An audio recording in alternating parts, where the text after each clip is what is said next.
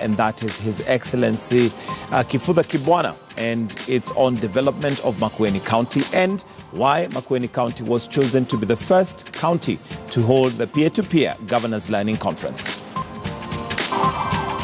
Thank you, Governor Kibwana, for joining us and giving us your time. Now, this was the first peer-to-peer Governors Conference meeting, basically to exchange notes. What's your take out of it? Do you think many have learned? Either governors came or their deputies, or they sent very senior ministers, county ministers.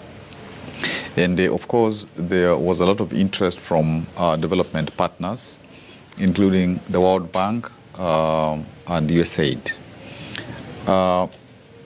I think we have learned a lot because as we have gone around, particularly in the projects, and meeting citizens who are supervising, who are even sometimes conducting M&D, who have to authorize payments alongside, of course, the technical people and the county administration.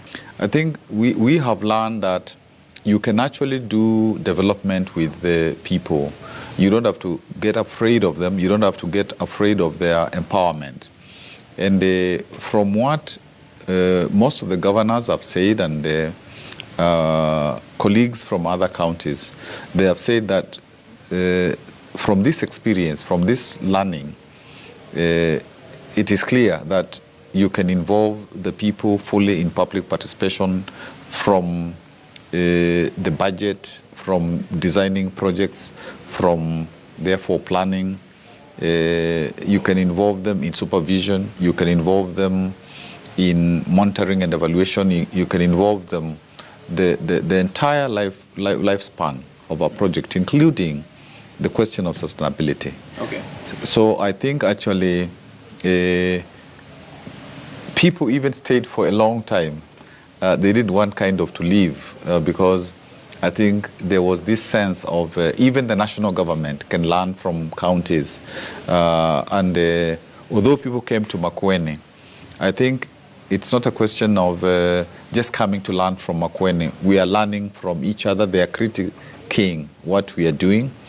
And even in terms of when people come to Makueni for benchmarking on other days, we also ask them about the things that they are doing very well, because we do research. When somebody asks to come here, we do research about what they are doing. And also through a Marifa Center of the Center of Governors, of the COG rather, we are able to know what counties are doing, and therefore we seek information about the good things that they are doing so that also in Makueni we can replicate that. Okay. One of the things that I realized most governors were happy about or were interested in knowing is how you've managed to get such effective public participation.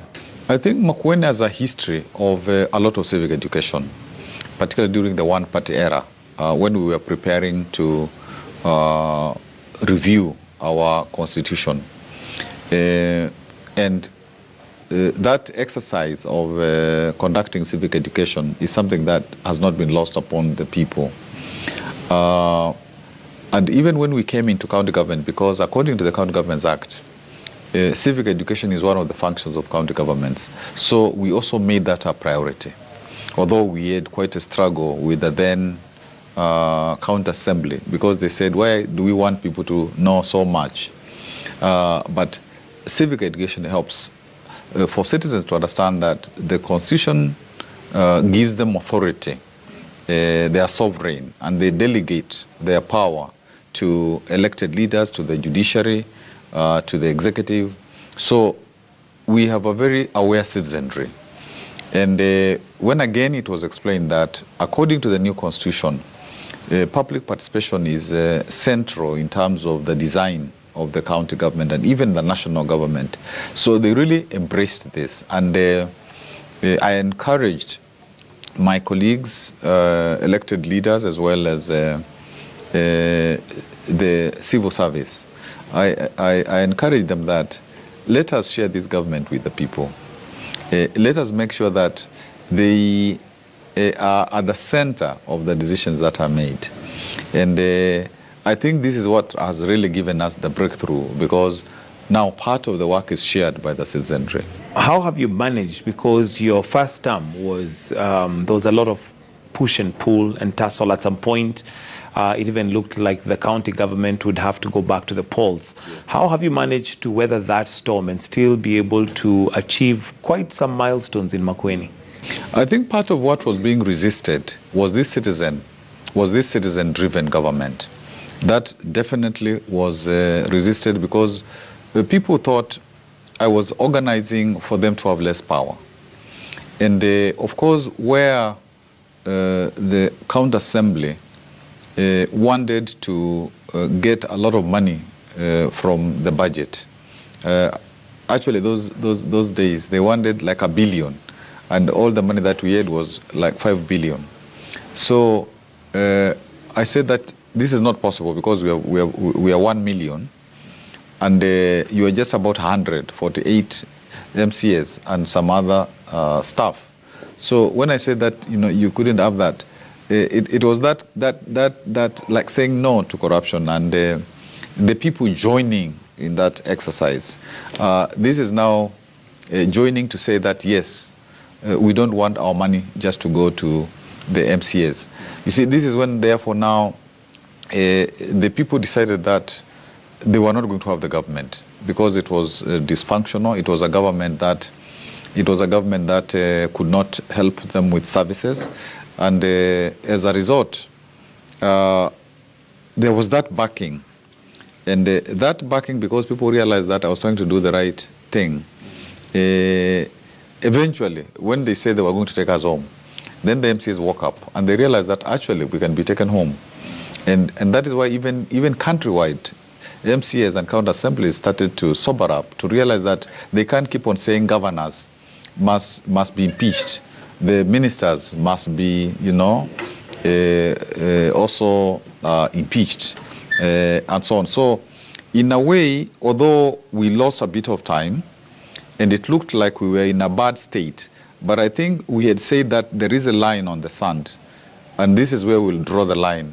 We will not participate in the theft of people's money. And this actually helped us because subsequently we were able to show, whether it's MCAs, whether it is members of the executive, that here you don't take people's money. If you do and we find out, then we'll deal with you and we'll tell the people that this is why we are dealing with these people in this fashion. So actually those problems were a blessing in disguise because they made our people, they made even these leaders realize that the governor was not going to preside over a dysfunctional county where people just come and take public money, and the moment that point was proved, then we now had an easy ride, and that is why even within the first term, the last 2 years, we were able to achieve quite a lot. Do you think then there needs to be a relook into the constitution because then the MCAs in several county governments, not just yours, were almost holding governors at ransom? I think it's also the teething problems of devolution because they have more or less the same powers as the National Assembly and Senate, and that was the design of the constitution. As time goes on, and even it's already beginning to happen, as we get a better quality of MCAs, because the previous ones were more or less the councillors that we used to have. Because initially, many people didn't realize that this is a very powerful position. This is a legislative position. This is a position which determines budgets. This is a position of oversight. This is a position of representation of the people. Many people shied away from this position because they thought that it was inferior. But now, in the second round, as we had better quality of leadership in the assemblies, graduates, people who are very well qualified, professionals, people who have been in the public service, and also speakers who are very able. This is now changing, and we have to work on the culture so that there is a culture of accountability, a culture of work ethic, and the assemblies will be an important part of the devolution experiment. Okay. One of the things that you may have done in your county government and involving people and having public participation may have saved you a lot of money. How has that fallen out, and how has that saved the county government money, especially when it comes to, for instance, oversight of some of the projects? For every project, we have a project management committee elected by the beneficiaries of that project. They meet and they keep records and they write minutes. And when, for example, a contractor wants to be paid, those minutes must come to the Ministry of Finance. And in actual fact, they have worked so well that they've even been studied. There's been research on how they work at graduate level. But you've given them that space to do that. They've given them that platform to do that. Yes, it is the Constitution which has given that space, and I have, conceded to the Constitution, because when you look at the fourth schedule of the Constitution, which says the functions of the county governments, you find that in Regulation 14, where governments are supposed to go up to the very, very grassroots. And for us, the Project Managing Committee is the least unit of our county governance. When they realized that actually they were in control for real of their projects, they were very happy to know that they are not just token. They are not just being asked to be there and then we will just deal directly with the contractors. When they realize that they have teeth, and then it's their projects from inception up to even sustainability. They became, and it's not just the project management committees alone. We also have development committees from the village up to the county level, and that's why we say we have a third government, a people's government, and because this is how public participation is realized. You're in your second term, and the first term was largely, let's just say, taken up by the squabbles that were there as teething problems. Do you have somebody maybe who you're grooming? Because one of the things that's important is to ensure that the projects that you begin are completed. You may not be able to complete them within your term, especially if you begin others. Is there somebody you're grooming, or what's the long-term plan? We must respect the electorate, because democracy says that they must themselves elect their leaders. What you can do is, in terms of civic education, you're able to do civic education so that they know what kind of leader they should choose, the quality of leaders. And when you have done civic education to that level, it is up to them to be able to say, okay, this is what we know about, a leader who is a servant leader, who is accountable, who respects us, who will stay with us, and we discuss the future of our county, will be fair.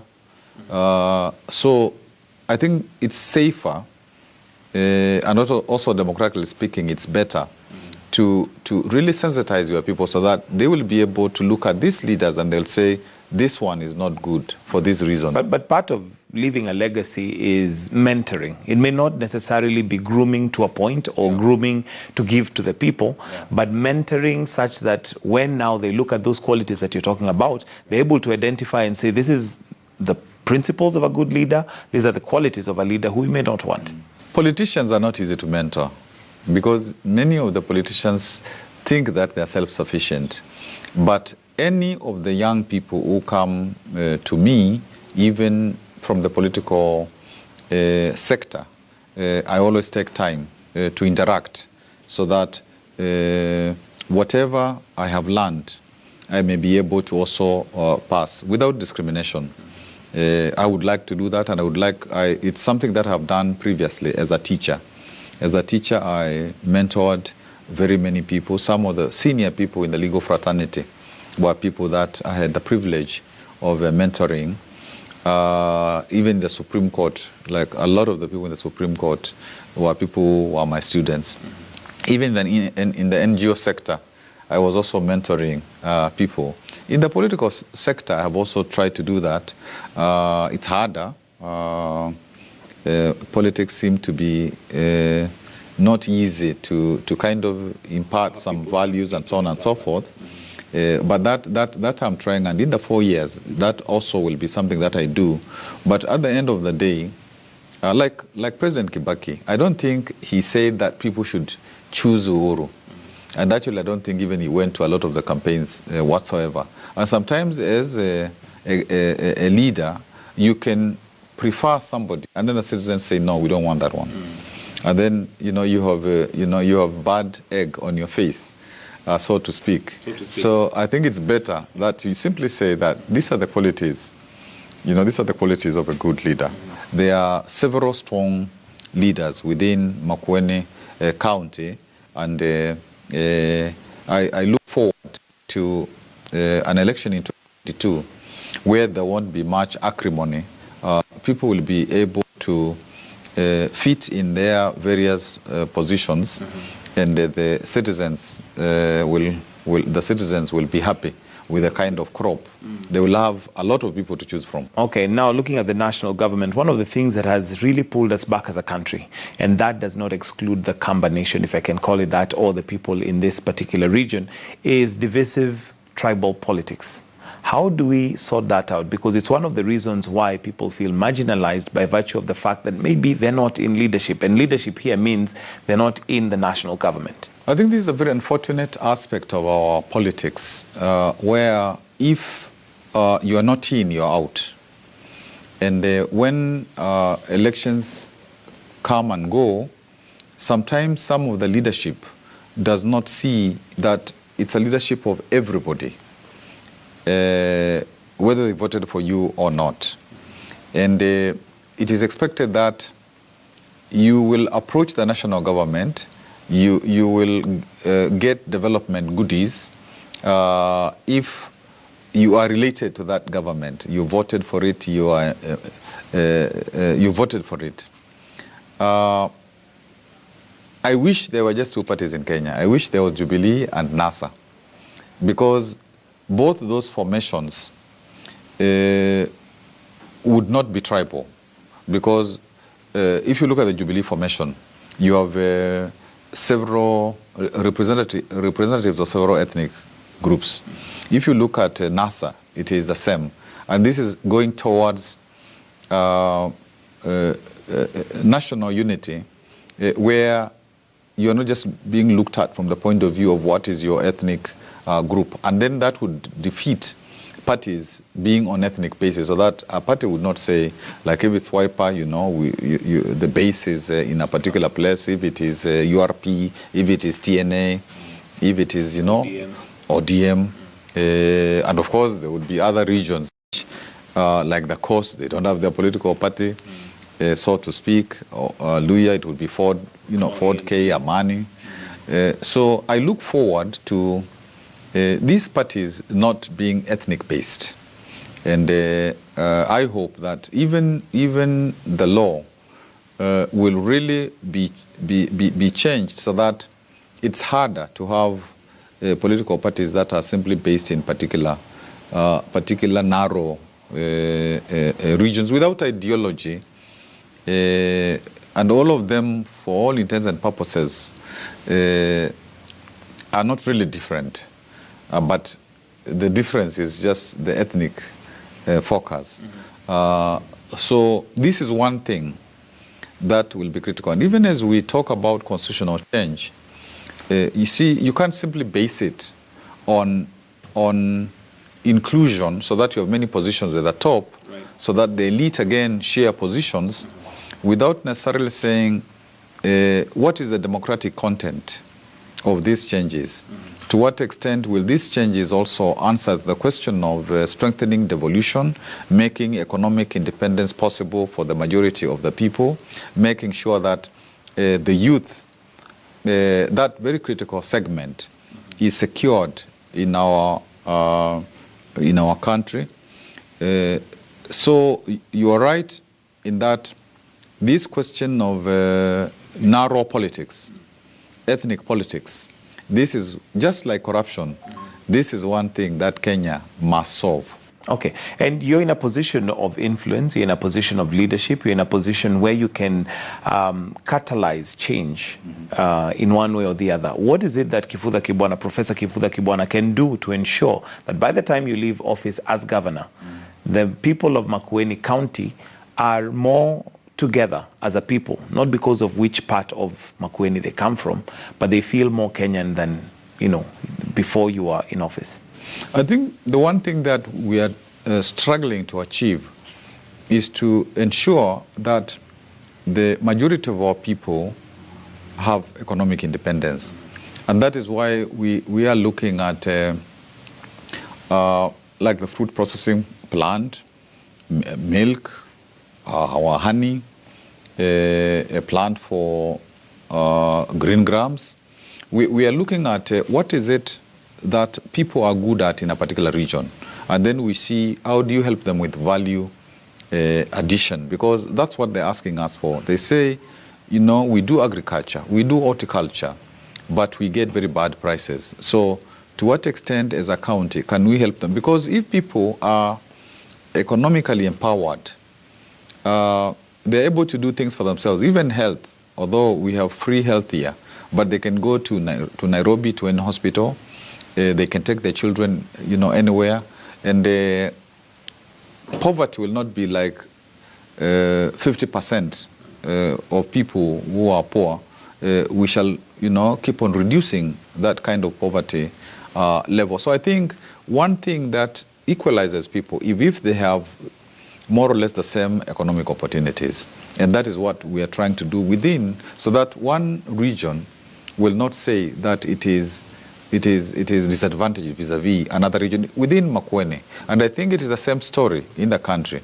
If through devolution we were to get like 45% of the resources coming from the national level to devolution, to the devolved units, then people will have reasonably equal economic opportunities.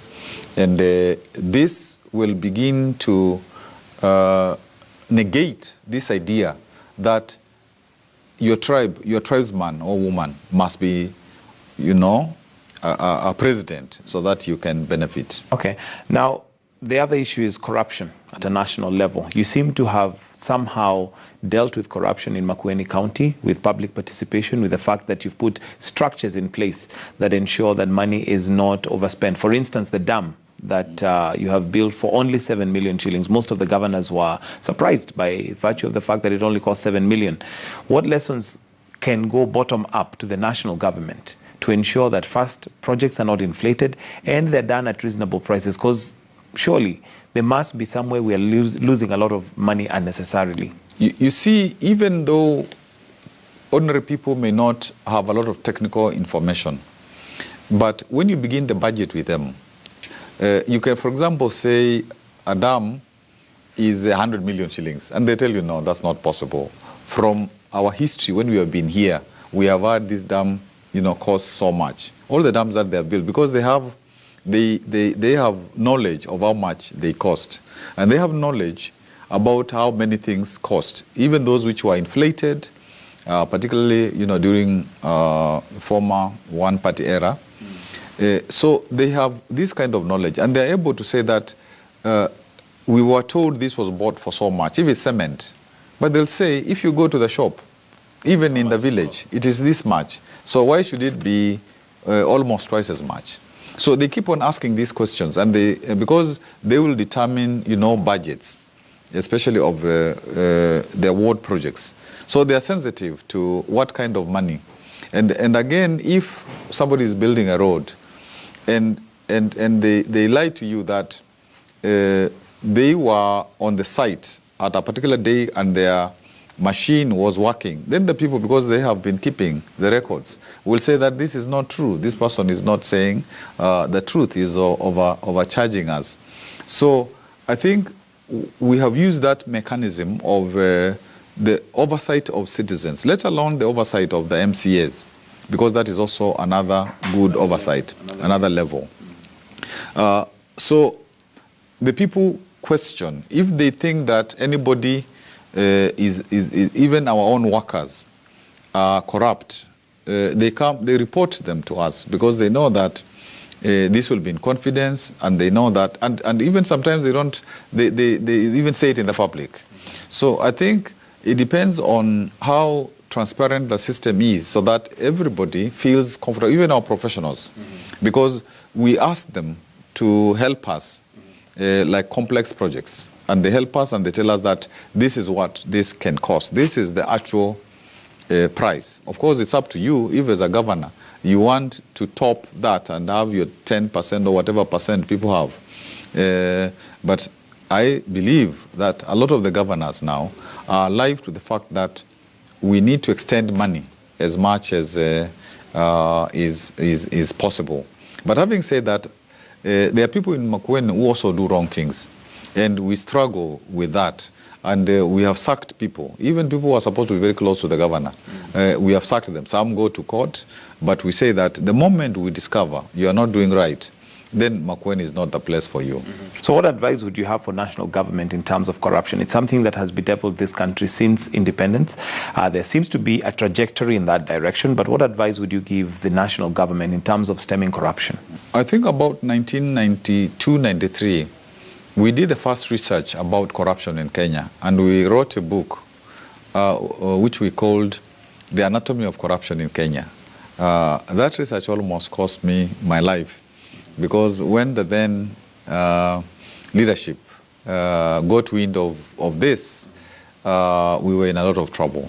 And a minister from Denmark had to come to Kenya to say that this research was supported by a friendly government, and we should not get into trouble ourselves for that.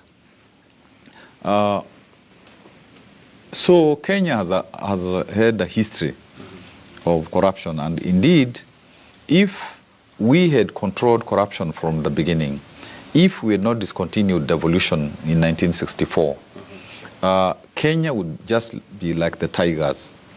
And I think that where we have reached, one is happy that the president has realized that we cannot continue this way. Corruption is destroying our country. It's almost bringing our country to the knees. And of course, if you have corruption, and if you have also the question of debt, and sometimes we have debt, and we use the money not very wisely, so that again the money goes into fueling corruption. So we really have to say corruption can't work in Kenya. And you remember during Kibaki, 2003, where the citizens, believing that we were now parting with corruption, they themselves would arrest police people. And that is why in Makueni they have the confidence that if they see any public officer doing corruption, they can tell the governor, you know, this guy, we don't want him here, and he should go away. So I think if you really use the citizenry to help you fight against corruption, so that nobody will now again say that this is our son, this is our daughter, you know, you're punishing them and so on.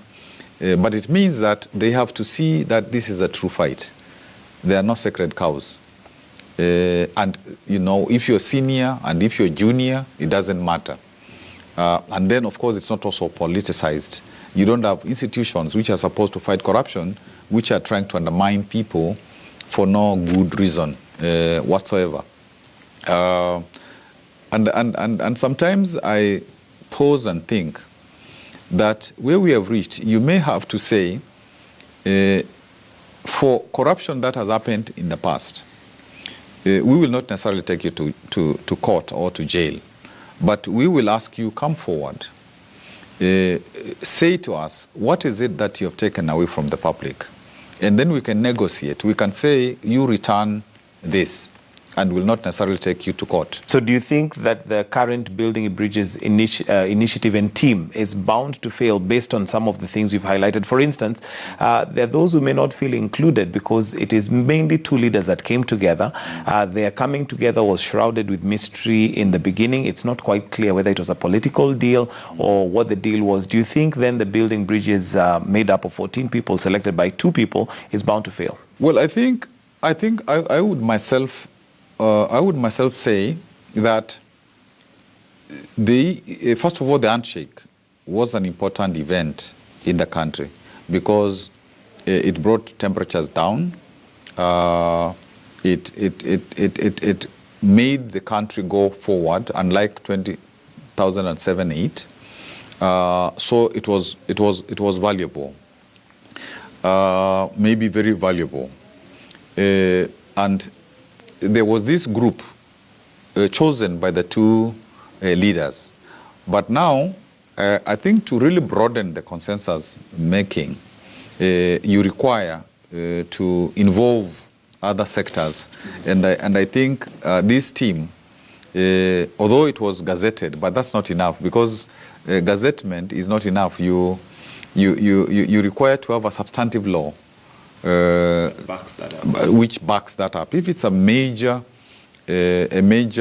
organ which may even be used for constitution making and so on, our history, even during one-partyism, was that such structures were properly entrenched in law, and the choice of those teams was very consultative.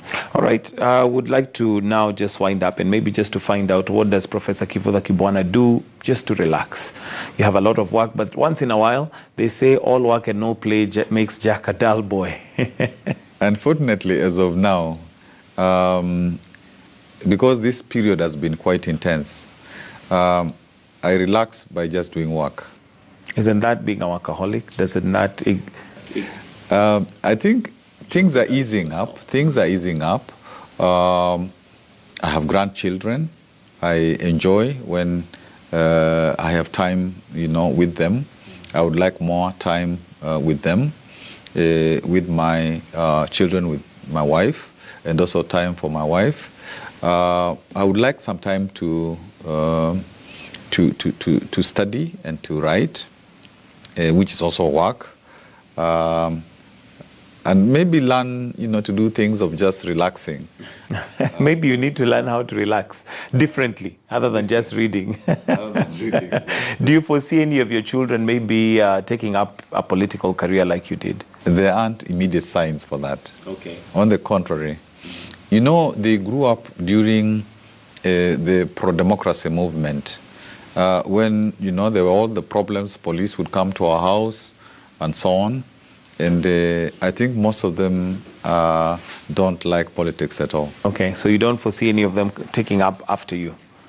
Not really. Not in the immediate future. Okay, your final closing comments and maybe just a word of encouragement or advice to Kenyans generally. I think it is really important that we work towards securing our youth. I think that's one of our biggest problems as well, because we have like 60 to 70% of the population who are unemployed, underemployed. Sometimes they're into, alcohol, they're into some drugs, even cheap drugs. And from the point of view of counties, I'm happy that some of the counties now are having youth initiatives. And I think between us and the national government, we should really create more youth initiatives, because the youth is a lot of resource, but the youth can also become problematic. Sometimes even when you see kids burning schools and so on and so forth, and we ask them, why are you doing this? Some of them are frustrated, and of course it's not the right thing to do. They say that, we have seen other people go before us, they don't have jobs. So one important area for me is to focus on the youth, and in Makueni we have something we call Makueni Youth Empowerment Service. In Nyandarua they are doing the same, in Meru they are doing the same. So there are counties where this is happening. And again, just the point that we said earlier, to see how we reorganize the parties so that they stop being ethnically based, so that we have actually national parties and we sanitize our politics, and we begin to have real democracy and the fight against corruption. We have no option. We fight against corruption successfully, or corruption collapses us as a country. Thank you, Your Excellency, Professor Kibwana, for giving us your time. Governor of Makueni County, thank you. Asante sana.